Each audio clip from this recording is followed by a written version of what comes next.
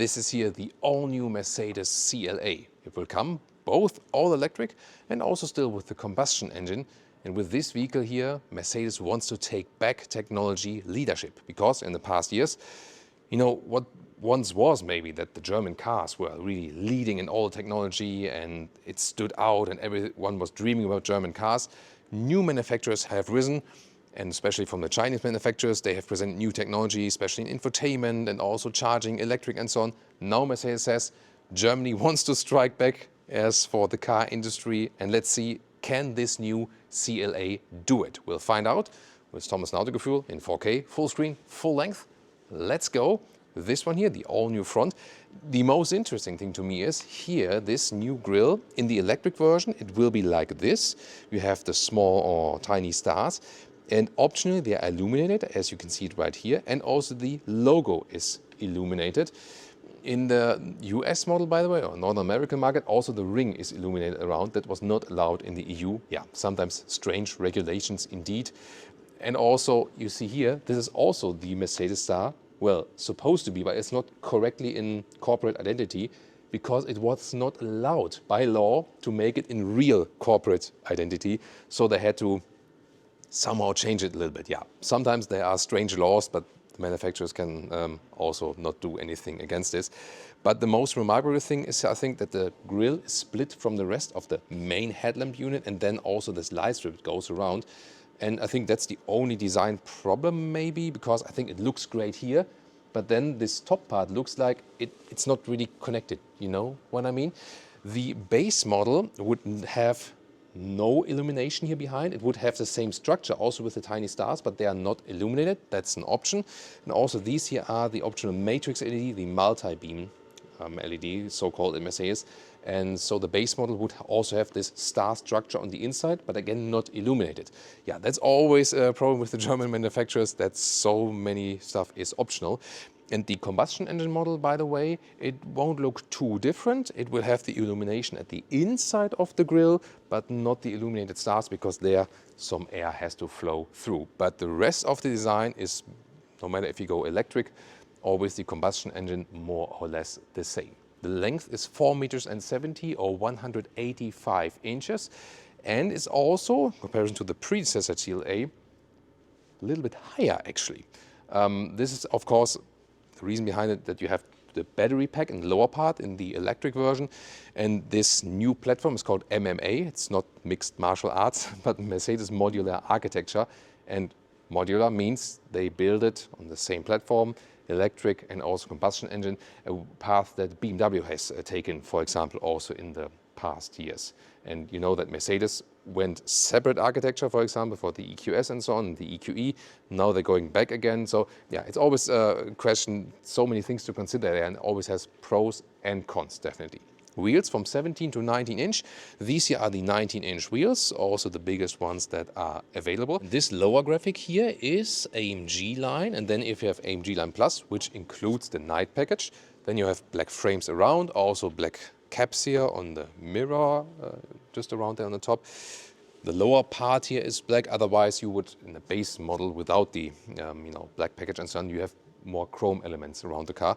And then this AMG Line Plus also adds this small black spoiler lip right here, which would again just not be there actually. And you can already see at the rear, interesting design here also, once again with this Mercedes star, which is not the CI Mercedes star. And then this dot structure here goes around. In the front, by the way, it's 142 LED. In the rear, it's 40 LED. And when you hit the turning indicator, that's also very interesting. Here in the rear, I think it could be a little bit larger because it's just like this very, very tiny part. But in the front, it looks quite cool and also covers a wider part, definitely. Here in the AMG line, you also have the black contrast in the lower part. Again, it would look a little bit more subtle in the base model. And of course, we have to talk about all the facts and figures, because this will be so crucial about this vehicle. 800-volt charging architecture. So that means there's no 10 to 80% state of charge value yet, but they say that in 10 minutes you can charge 300 kilometers or 190 miles of range. We have to see about that, and of course, and we will test it for you. Two battery sizes, either 58 kilowatt hours or 85 kilowatt hours. The small battery is an LFP chemistry battery. The big battery is NMC. And for this battery is at the moment also like this, this charging value, 320 kilowatt maximum DC peak, 11 kilowatt AC charging so far. And the charging port is here. Quite interesting how it pops open, right? AC, DC, then you just close it here again. So this is then here the passenger side of the vehicle. So what kind of range can we calculate with? The official figures almost go up to 800 kilometers, a little bit less, or 500 miles. But even if we, calculate something, a little bit less, but because the realistic values are not equal the official values, but that would still mean a realistic value for the big battery, maybe some 600 kilometers or 370 miles. So what's quite clear is that with this kind of drag coefficient, which is more aerodynamic than the Tesla Model 3, just a little bit less aerodynamic than the Mercedes EQS because that's even longer, this will be super efficient on the road. That is already quite clear. Maybe not with the 19-inch wheels, because that also makes the tires wider and so on, but it will be a very, very aero-efficient vehicle, and that also brings down the consumption, especially on motorway autobahn speeds. And that's maybe also something where they can take a technology leadership, because you've seen maybe recent Chinese car reviews here also on our channel, and they have so great figures and facts as for battery size, recharging and so on. But they are often not that efficient, especially on the motorway. When you go more than 100 kilometers an hour or more than 60 miles an hour, then suddenly the consumption goes way up and the range goes down. And I hope, and it seems like that this will not be the case here with the all-new Mercedes CLA. As for the combustion engine side, then of course we have something under the hood, but there's also something under the hood here with the EV version, shown that soon to you. So combustion inside we can calculate with a 1.5 liter petrol engine, 4-cylinder at least. I would have wished for 2 liter of displacement, but will probably be 1.5. And then 140, 170, 190 horsepower approximately in these regions there. And a mild hybrid system, 48 volt board net. Also again, everything trimmed to efficiency. The combustion engine model will be front-wheel drive. The electric model will be rear-wheel drive or all-wheel drive. And for the electric version, actually quite good in the acceleration. You either have 6.7 seconds with the rear-wheel drive version or 4.9 seconds with the all-wheel drive version. And now let's check out here under the hood. Is there a frunk or not? What are your guesses? By the way, really beautiful, these power dome hoods here. They don't serve any practical reason or something like that. Oh, by the way, here I don't have to do an additional unlock. That's also practical. And here, 100 liters of frunk. It's quite good. You can also remove this mat if you like, so you don't have to have it, but you can. So this is a very well usable trunk. And yeah, of course, as soon as the possibilities for driving, we do it for you, and both also with the electric version and the combustion engine version that will come at a later stage. And talking about later stage, you've seen that this one here is the classic CLA sedan form. They also speak of coupe-ish. It's always a question of the definition. But this one will also be available as a shooting brake. So then you will have even more space in the trunk. Shooting brake version will then be a little bit more flexible, maybe also with the headroom. And on this architecture here, there will be more cars to come. It can also do 22 kilowatt AC charging, by the way, this platform. Maybe it will come later for this vehicle. We have to see about that. But there will also be SUVs, for example, on the very same platform and also approximately in that size and so on. So very interesting things to come from this platform here, definitely. Heat pump, by the way, is also possible. We have to see in which, sometimes, for example, the Southern European markets make it optional. Then again, in Northern Europe, is it standard? We have to see about the market logics there, but there's at least one available. We don't have the brochures yet. And the heat pump will take residual heat from the cabin, from the battery, and also from the drivetrain. So 3 possible sources, and then optimize everything. And some more color and trim for you. This is here a matte black color in the special first edition. And this black Magno color not supposed to be available later on. However, they will offer the gray Magno matte color. That one will be available. This one here, once again, the electric version. You can see here this illuminated grille, which is an option, and the split lamp in the top bar. There you can see also how it works with a darker color actually. And this is here the combustion engine model, the mild hybrid petrol engine. And the only difference you can see here is, well, first of all, this is like a new mint color. It looks grayish, also has some kind of blue tone. But the main difference is here, the grille is open here for the cooling, but then you can get an illumination grille like in the Mercedes E-Class, so to speak. And what I said initially here with this split between the grille and the upper headlamp part, there I think it becomes even more obvious when you pick a bright color. You know what I mean? So honestly, I would have you know, stay with this grille, but then just make like a slim headwind unit there, and that's it. I think this combination, I think you should either do either this or that. You know what I mean? But you see not much of a difference between the combustion engine model and the electric one, only that you have this grille. I think both grilles look actually quite cool. And the silhouette, like side profile and so on, here we also have 19-inch wheels. This is like a non-aerodynamic design, so to speak, but the base silhouette is once again the same and very central, and the main outline is very clean. That's what I like. And here in the rear you can see it is really absolutely the same design. And exhaust-wise, we don't see anything. We also don't see any fake exhaust and so on. We can see that the exhaust is really way underneath there. And here, in comparison, this one is without AMG Line Plus, so without the additional spoiler lip, and I think clearer and more beautiful, this like a simpler design. I would definitely get one without AMG Line Plus, but I think it looks way better and cleaner when it doesn't have this sticked-on small wing. Or what's your take on that? Now to the interior in front. Interestingly, we know this key fob, but then again, now it's flatter. So it's the same key fob than before, just smaller and flatter. Interesting, but feels really nice and cool. Here, these door handles, they pop out when you close the vehicle, or here when you open the vehicle, they come towards you. Maybe a little bit over-engineering, and also here this feedback they give, it always a little bit clunky, so to speak.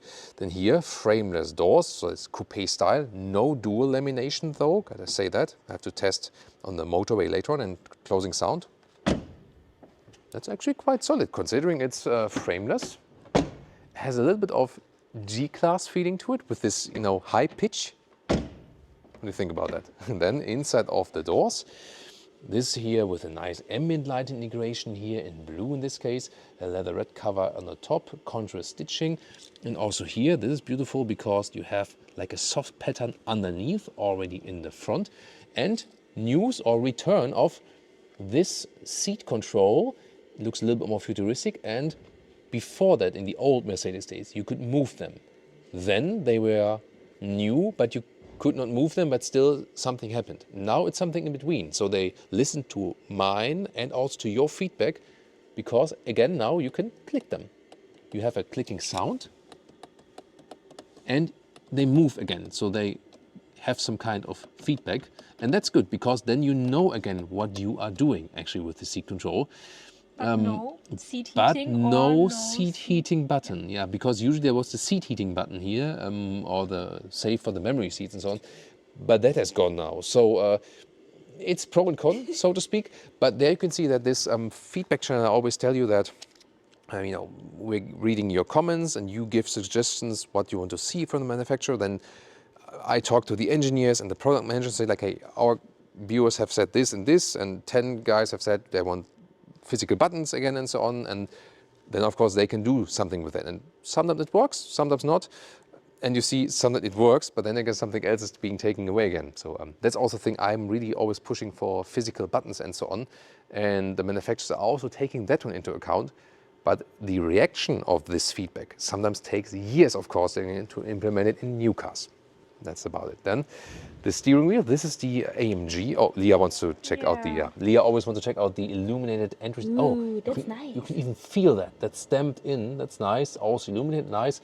AMG line floor mats, and also the AMG line steering wheel with 2 spokes. However, then here with capacitive controls on the steering, which is not my favorite. A little bit more updated, different design now, but you slide, and that's not ideal while driving, I feel. The base steering wheel would have like a closed design here, like 2-spoke, like this here, 2-spoke, and the closed one has 2 elements, but overall like 1 element here, 1 element there. That would be the base steering wheel. The steering wheel material, at a later stage, you can also order it animal-free, but it's not standard. And here, the seats. Oh wow, and that's a crazy air vent. Oh, yeah. And then here, this crazy large air vent. You have clicking sound there, illumination, so that looks really cool. So yeah, I like this. Maybe for some it's too much.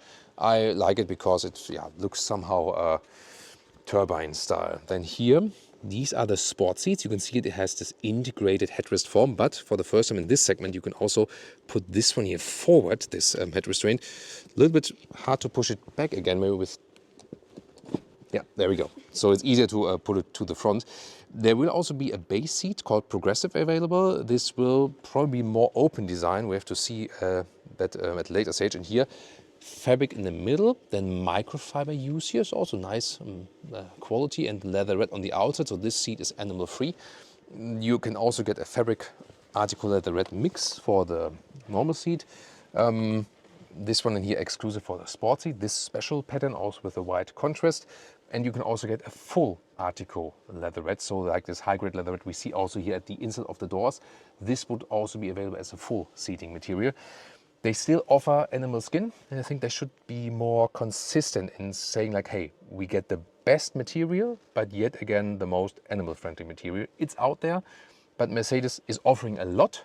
I think they could do a little bit more in that respect. Because what we also get from you as feedback, often there is a problem on the UK and also on the Northern American market with Mercedes, because they only pick very specific trim levels, and then you're stuck with that, and then sometimes people from the UK and from the US message me like, hey, you've presented this Mercedes car, I want this seat or this option, but it's not available on the UK, on the US market. Why is that? Yeah, because it's really strange. Some of these importer organizations then really limit the offer, but sometimes in a strange way and not really what the customers really want. But that's a very, very wide topic. The question is, how is the seat ergonomics, the seating comfort? Me with 189, 6'2", I still have enough headroom left here to this fixed panoramic glass roof. To the side, gets a little bit closer, but that's actually fine. You sit relatively high in the vehicle already because of this battery sandwich architecture. It will, especially here in the front, be more or less the same probably with the petrol engine. We'll keep you updated on that later. These sport seats here are relatively tight. I would not say they are designed for tall people. And also the bolstering underneath is kind of stiff. So the surface is nice, but underneath it could be plusher. It could be more Einsatzhöhe, more seating depth. So honestly, I would have expected more comfort. That's also a thing with Mercedes seats in the last, I would say, 10 years. That you look at them and say like, wow, they look amazing, great sporty design and also nice materials here. But then the real comfort is like not the priority. And I think seating design should be comfort first and then design, like form follows function, old design scheme. But here definitely, I think the seats should be more comfortable, definitely. Steering wheel, here manual control. Up and down, in and out. It's a very smooth process. I like it. And definitely now the elephant in the room, you've maybe already seen it, this screen layout here. So we have 10-inch instruments. They are not too large, but that they fit together in this one unit. Then 14-inch main infotainment unit. Soon more details to that. And 14-inch passenger screen. This is an option. So otherwise you would have like a design element, which is also backlit, which looks quite nice. I think we can live with that. And here's really the market split. So Chinese customers often expect this passenger screen because stuck in traffic for hours and want to watch a movie on a proper large screen instead of using their own smartphone. Or maybe this use case, hey, you have like small flats, then you go into your vehicle to have some privacy time and so on. But the US and the European customers say like, what do I need the passenger screen for? Who cares? Just leave it out. So this is like really a market split, so to speak, but you don't have to take it. And also on the right side here, a great turbine vent, looks cool, illuminated, and once again, clicking sound. This looks really spectacular. They also call it super screen, like in the Mercedes E-Class, by the way. Here, this in the front, you can, by the way, make it a little bit longer. Glove box here. Falls down. Oh, this is also a scheme about this vehicle. Yeah, you can even play games here. Nice closing sound. Then the middle console, you have this aluminum look here, but different looks are available, and I've already seen it in a design workshop. They have matte wood, which looks amazing indeed, and they have a new paper surface which feels like wood but is made of a certain kind of paper and has a structure in it and is like almost white and bright, and that also looks amazing. So they listened also to customer feedback here. The base is like a dark gray, but even that one is not supposed to be high gloss black. So here also listening to the feedback, not make everything high gloss black. The middle console here with the cup holders, by the way, you can fold them out when you press on here, but they won't hold the, for coffee cups is okay, but for bottles it's not that tight. But they're also working on new solutions going back to like 3-dot design, like Audi does, for example. In the middle part here you have an inductive charging pad. When you put this one up, you see this is like a hole, but it's not a ventilation. This is misleading, so to speak. It's not actively cooled, just a little bit passively cooled. And what's also interesting, that underneath you have 2 USB-C chargers with 100 watt each, and there's like a small hole here, and then I can, when I go with the I can touch my fingers here. So this is like a hole where you can pull a cable through from underneath, that you don't maybe need the inductive charging pad and charge with the cable. And with Auto Apple CarPlay, You can't turn it off, the charging. yeah, if you ordered the inductive charging pad, so far they said it's not possible to turn it off or something like that. In the infotainment screen, most obviously, there are hardly any buttons left. That means, yeah, you have to control everything inside. There's like a small control layer in the lower part. You see here, this is one button. The whole thing is one button, and then with capacitive control here also for the drive select, for example. And then here for the climate unit, at least it's in the first layer. So for a touchscreen solution, it's quick. And look here, it also reacts in a quick way.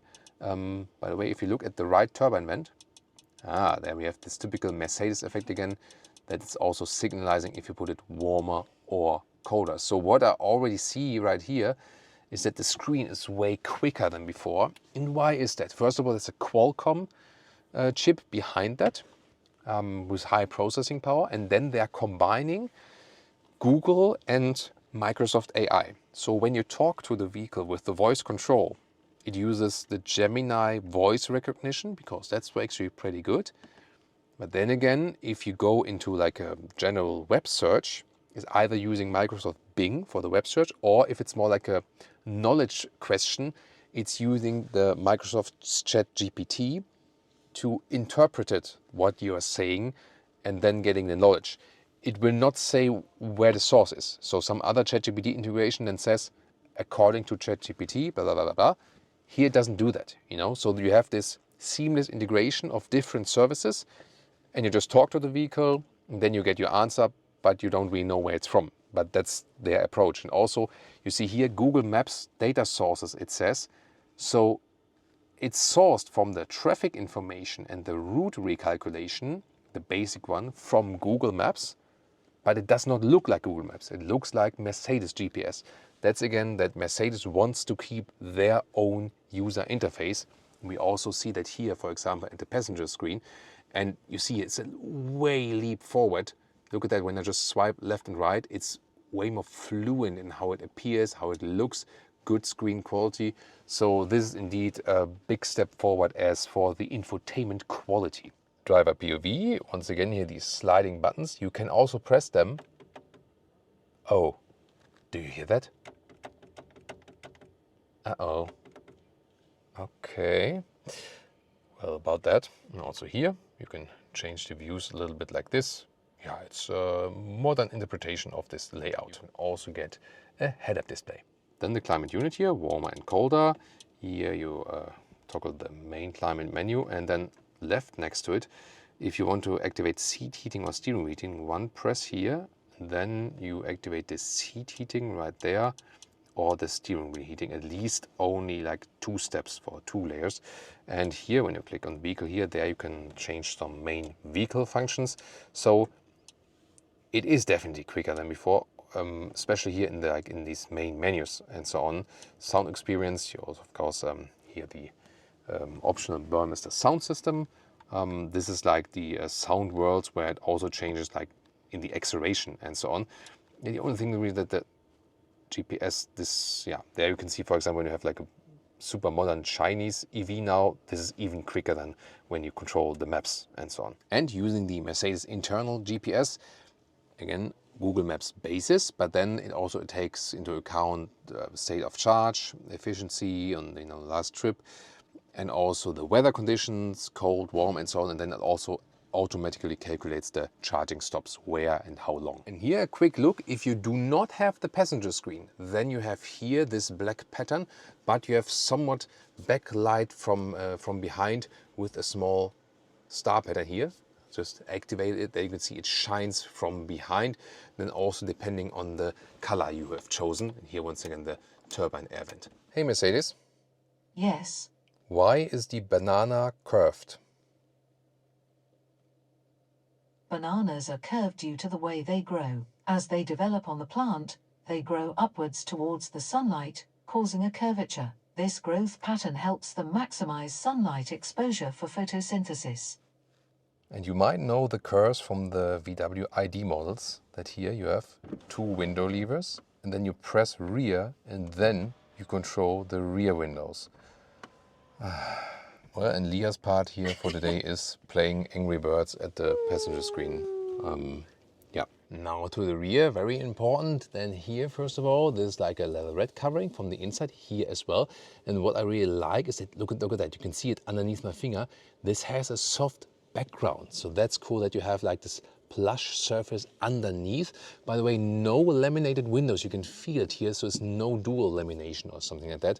And here also no covering at the inside of the back doors here in the rear, but this is like the best area here, also with the plush covering underneath basically. Then in this case we also have the same design like in the front with a small fabric strip here, then here the microfiber and the leather outside. Again, has to be seen if this seat is also available for all markets. That's sometimes not the case. We have to see about that. Isofix on the outside each. These are like fixed clips, however, they don't fold or something. And then here, you can fold on this. There's a smartphone holder. Cup holders are not adaptive. And then here, so always shown to you, this is like the ski hatch here for the middle part. There we go. In the middle console, here, two USB-C chargers. There we go. And also nice turbine air vents. And they have also clicking sounds. That's nice. And pretty cool, by the way, the USB-C charger 4 times. So 2 in the front, 2 in the rear. And each charger is supposed to have 100 watt. And yeah, then you can easily charge 4 MacBook Pros by that. So this can be a production machine, basically, for editing. Yeah, and now, as for the space we have, first of all, this always comes with this panoramic glass roof, and the reason is exactly here. I'm 189 6'2", as you might know, a subscriber, and without a glass roof I could not fit here. And this is also the reason why you see almost all electric vehicles having a glass roof now and also no manual cover, because they need that space.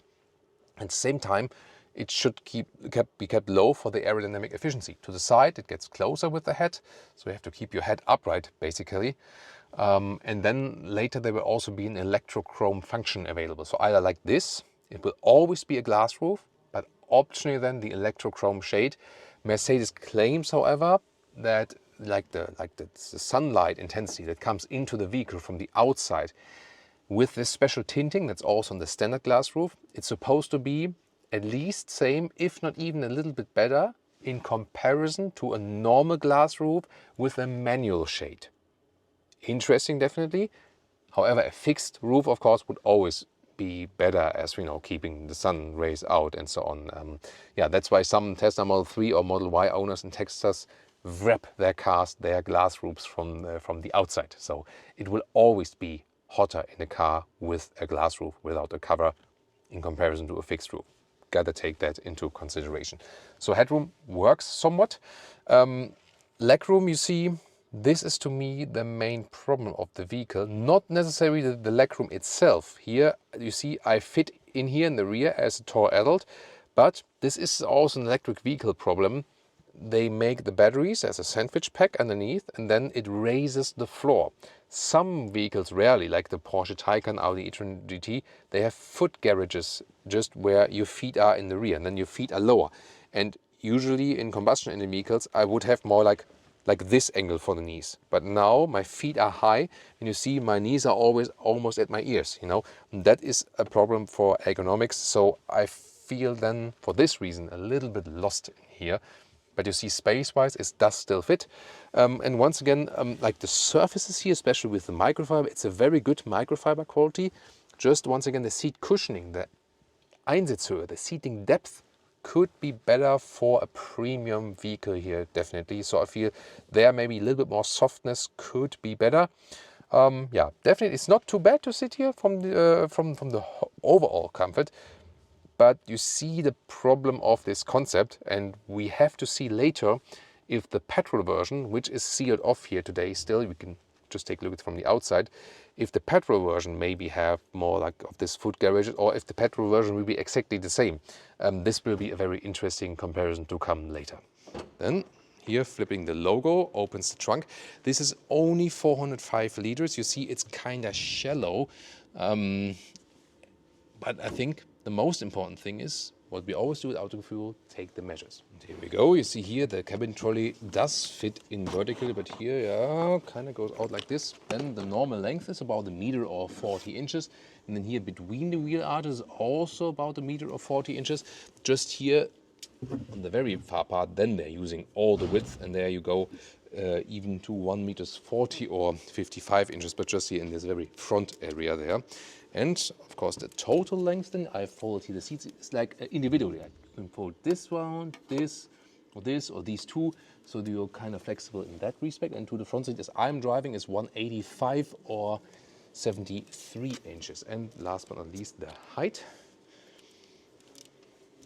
Here we are at 48 centimeters or 19 inches. So yeah, could definitely be larger, but the shooting brake will offer you more flexibility than in this respect. And the charging cable either in the front, or there's like an additional cover. Here you can put this one open. I mean, this maybe for a small additional cable or something like that, that would also be possible. And the trunk lid here is, by the way, electric. Then just listen to that. Whoa, that one like really pushes down, right? As for prices, we don't have any exact information yet, but what we can estimate, if you go to your car configurator in your market, check out the Mercedes EQA and also the existing CLA, and maybe add something on top of that for the petrol and for the electric version each, so that we can maybe start in some regions of around 50,000 euros, something like that. But it also depends, because there's a small battery coming later as an entry, and also the petrol price as the entry-level version will be cheaper than the electric one, and so on. So we'll have you updated on that at a later stage. The big question, of course, was initially, can this be again a technology leadership vehicle? And I think in efficiency, yes, it definitely can be. Of course, soon we'll drive it also for you, but when I read all the figures, and at this moment we think that's also true, but of course we'll test it for real. And if you just think about the battery size, and then also the drag coefficient and so on, and also the technology behind it, this new platform, this can really be a long-haul EV as for the range. And because I think it's really crucial, because think about that you can put a big battery in a vehicle, and you can maybe also do fast recharging, but when it's not efficient, then it's also annoying that you have to maybe like charge 2 or 3 times on your trip. But wouldn't it just be cooler if the main focus of the car, especially when it's electric, is efficiency, and you can just maybe go front and back at the same trip and then charge again at home, no matter what the speed is. But this charging speed will also be here no matter what. And of course, interesting that it will still be available as a petrol engine, because not everyone is ready yet as for the charging infrastructure, so they go this modular approach. So technology leadership in efficiency, that could very well be. As for the interior packaging and the comfort, there, honestly, I would have expected more from Mercedes. But of course, we also keep you updated when we see, for example, the different seats, the other non-sport seats and so on, and if the packaging is different in the petrol model and so on. So stay tuned here on our Autogefühl channel. Hit the notification bell and also check out now the competitor reviews.